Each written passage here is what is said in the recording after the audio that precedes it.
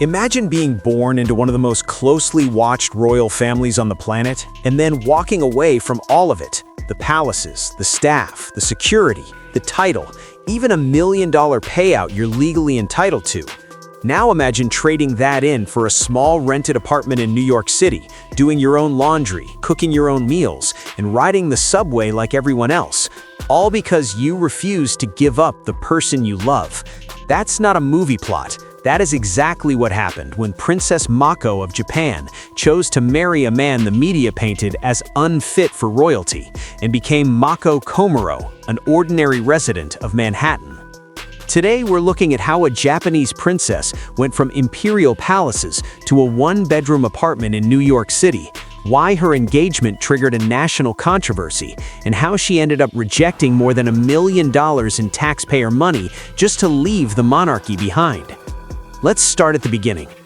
Mako was born on October 23, 1991, into Japan's imperial family. She was the first daughter of then Prince Fumihito, now Crown Prince Akishino, and Princess Kiko. From the moment she arrived, her life wasn't really her own. Unlike most kids in Tokyo, she wasn't just another little girl. She was a future working member of Japan's imperial household. Her childhood was spent inside the Akasaka estate, an imperial compound in Tokyo. While other children were running around in local parks and going to neighborhood schools, Mako was being raised in a world ruled by protocol. Every gesture, every bow, every word in public had to follow centuries-old tradition. On top of that, the Japanese imperial family is surrounded by a level of seriousness and expectation that's hard to describe. They don't just represent the nation. For many people, they symbolize Japan itself. But that didn't mean academics were optional. Far from it. Mako attended Gakushuin, the elite school historically attended by members of the aristocracy and the imperial family. It's known for strict academics in a very formal environment. Being a princess did not buy her any shortcuts. She had to perform just like everyone else, if not better. As she grew older, Mako developed a genuine interest in art and culture. She enrolled at International Christian University in Tokyo, a respected private university known for its international outlook. In 2014, she graduated with a bachelor's degree in art and cultural heritage. But she didn't stop there. Determined to deepen her expertise, she studied abroad at the University of Edinburgh in Scotland, then went on to earn a master's degree in art museum and gallery studies from the University of Leicester in the UK. For someone born into royalty, she could have easily coasted through life on ceremonial duties alone. Instead, she worked hard to build real qualifications. Meanwhile, as a member of the imperial family, her official responsibilities were piling up. Mako took on engagements across Japan and overseas, attending ceremonies, representing Japan at international events, and acting as patron to organizations like the Japan Tennis Association and the Japan Koge Association. She even volunteered to help victims of the 2011 Tohoku earthquake and tsunami, doing it quietly and without drawing attention to her royal status. On the surface, it looked like a perfectly managed royal life, educated, dutiful, graceful. But everything changed because of one person she met at university. Back in 2012, while studying at ICU, Mako met a fellow student, a law major named Kei Komuro. By all accounts, it started like any ordinary campus relationship. Two young people studying together, talking about their futures, growing closer over time. The difference, she was a Japanese princess. He was a commoner from a completely non-royal background. In many countries, a royal marrying a commoner doesn't even raise eyebrows anymore. But in Japan, the imperial family is bound by a very strict legal and cultural framework. Under Japan's imperial household law, female members of the family who marry commoners automatically lose their royal status and leave the imperial household. They don't get to stay royal and marry who they want. It's one or the other. Fast forward to 2017, the Imperial Household Agency officially announced Mako's engagement to Kei Komuro. At first, it played exactly like a modern royal romance. The media presented him as a hard-working, earnest law clerk who once served as a tourism ambassador for a coastal town. The public seemed largely supportive. Many people were charmed by the idea that Mako had found love on a campus just like any other young woman. Then, almost overnight, everything flipped. Not long after the engagement announcement, a financial dispute involving Kei's mother became front-page news. Reports surfaced that her mother had been involved in a money issue with a former fiancé, a mix of alleged unpaid funds and disputed expectations. Suddenly, the narrative around Kei changed completely. Japanese tabloids and TV programs jumped on the story. Commentators began questioning whether someone from a family with that kind of financial controversy was suitable to marry a princess. Online forums exploded with criticism. People weren't just attacking Kei, they were targeting Mako as well, accusing her of choosing the wrong partner, implying she was selfish or naive. For a couple whose relationship had been relatively private, their personal lives were suddenly torn apart in public. The Imperial Household Agency, clearly rattled by the growing scandal and public dissatisfaction, announced that the wedding, originally planned for 2018, would be postponed. What had been framed as a happy royal engagement turned into a long, drawn-out national debate. Year after year, the question hung in the air: would they actually get married? The pressure on Mako was brutal. Imagine your relationship dissected by millions of strangers. Every family dispute of your partner turned into tabloid fuel, with the future of the imperial family constantly being dragged into the discussion. On top of that, she still had to perform her public duties with a calm face, all while watching headlines criticize the man she loved. By 2021, the psychological impact was clear. It was publicly revealed that Mako had been diagnosed with complex post-traumatic stress disorder, linked to the intense media coverage, the ongoing criticism, and years of uncertainty surrounding her engagement. For someone raised to remain composed at all times, even that admission was extraordinary. Despite all of this, she refused to walk away from Kei.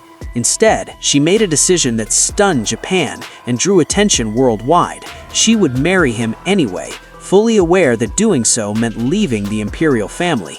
She would renounce her title as Princess Mako of Akishino and become Mako Komuro, legally and socially an ordinary citizen. And she didn't stop there.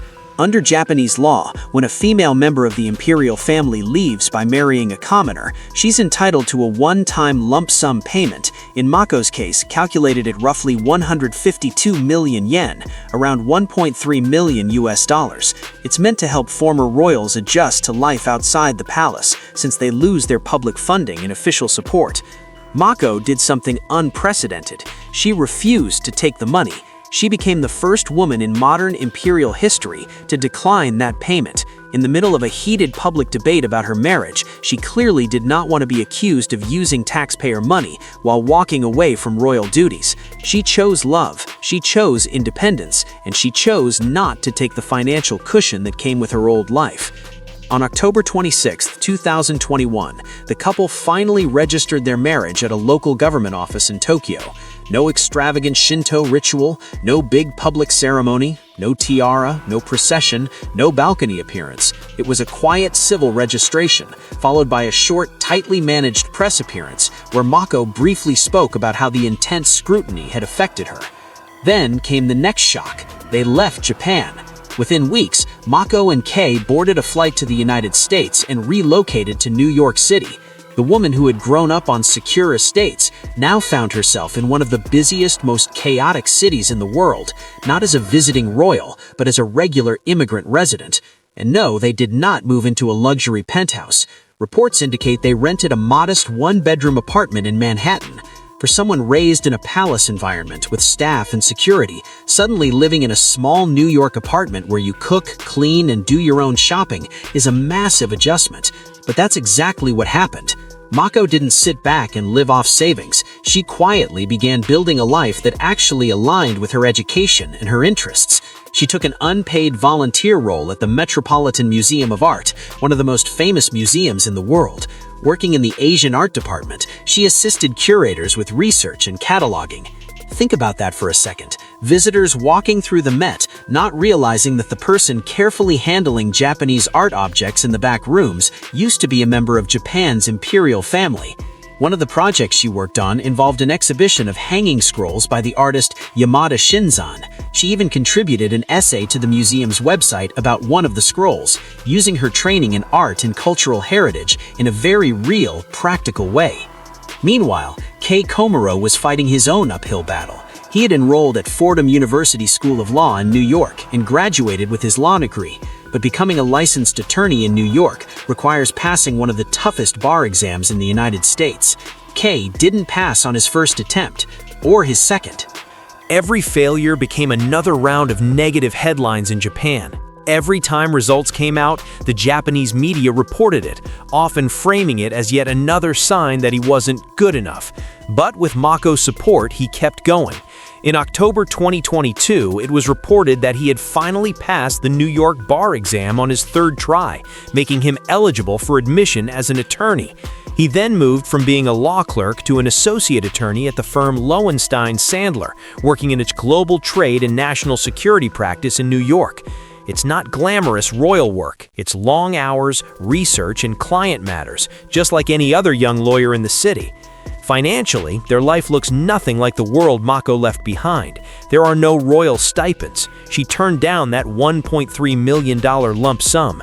For a while, she was volunteering, not drawing a salary, while Kei was still establishing himself as a lawyer.